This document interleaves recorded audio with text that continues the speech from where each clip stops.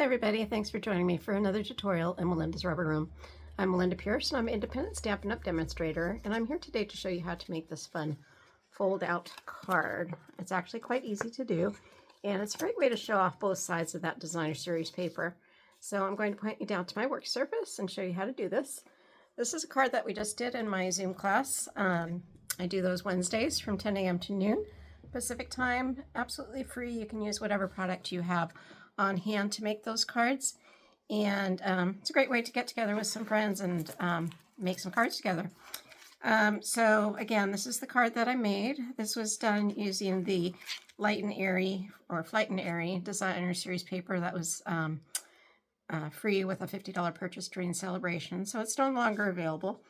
But I did just make this card during the Zoom session. This paper is available still, and this is the Countryside Inn designer series paper, and it's got some great floral designs, and the back sides are just as nice. So great contrasting designs for this type of card. So you can see some of those there. This has little bunnies on it, which would be perfect for Easter. So I'm going to make a card similar to this one, slightly different designer series paper, but same from that same designer series paper pack.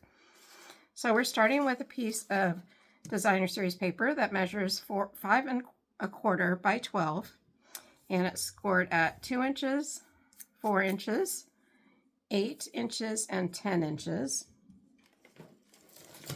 And you want to just measure down 2.5 inches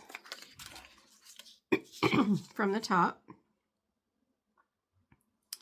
I'm just going to make a little tick mark here at 2.5 inches, and down at the bottom as well.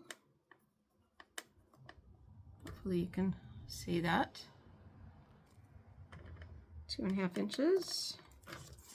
And then I'm just going to turn this, and I'm going to fold it a little bit on that first score line, because what I'm going to do is cut from the top of that score line down to that tick mark that I just made.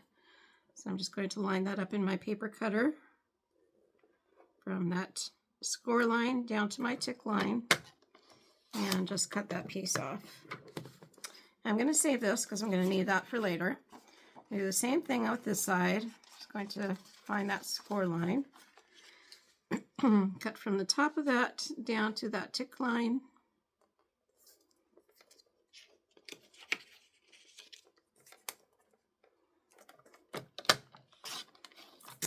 Like so.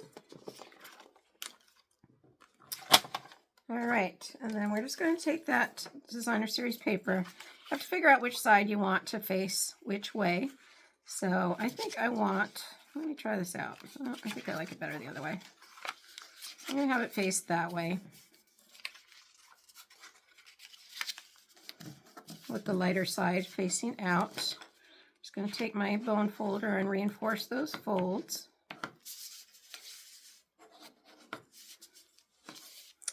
Okay, and then I'm going to take these little triangles that I cut off, and I want to make sure that I'm putting them in the right corner. So you want it so that these points tie up to each other in the center. They won't tie up on the corners here though. So I'm just going to go ahead and glue those into place.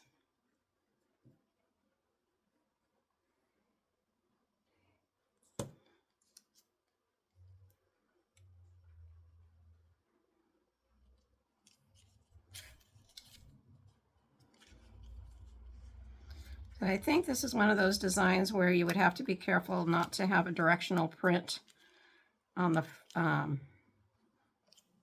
outside, because if I were to turn it this way, my birds would be facing the wrong way. So you might want to keep that in mind when picking out your paper.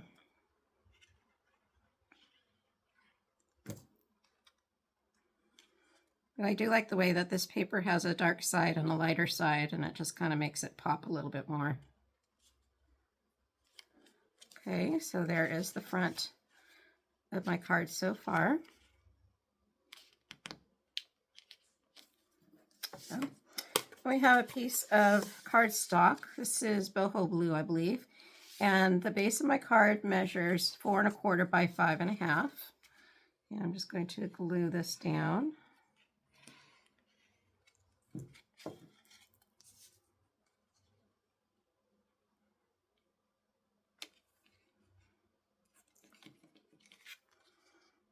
Just like so, making sure my birds are facing the right side up. There's the base of the card, and then I have a piece of white cardstock that's going to go on the inside, and that measures 3 3/4 by 5.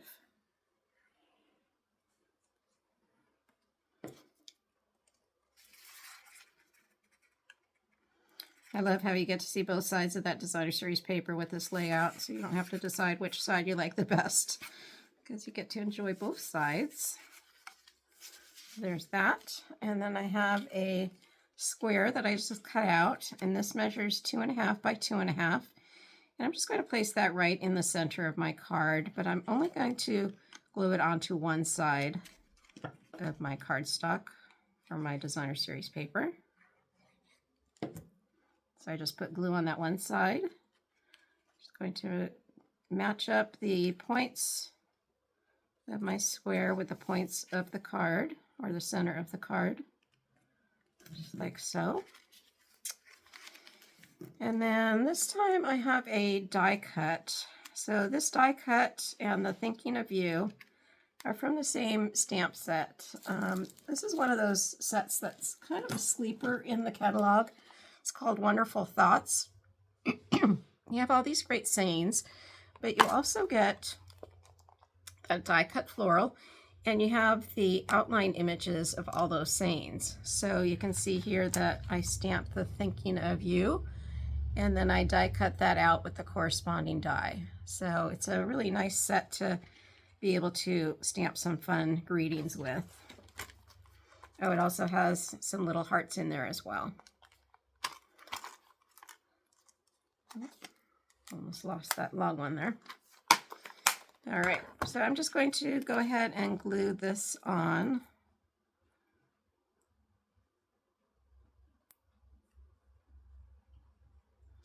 You really can use anything on that front square that you want. Put butterflies or flowers or balloons, whatever the occasion might be that you're celebrating. And then I think I'm going to pop that up a little bit with dimensionals. I think I have to use dimensionals on any card that I make these days. It just doesn't look the same without them.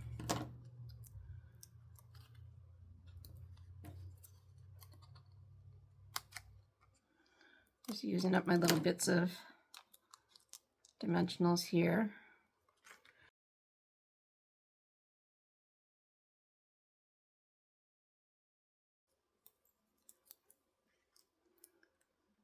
Okay, so that's just going to go on like so.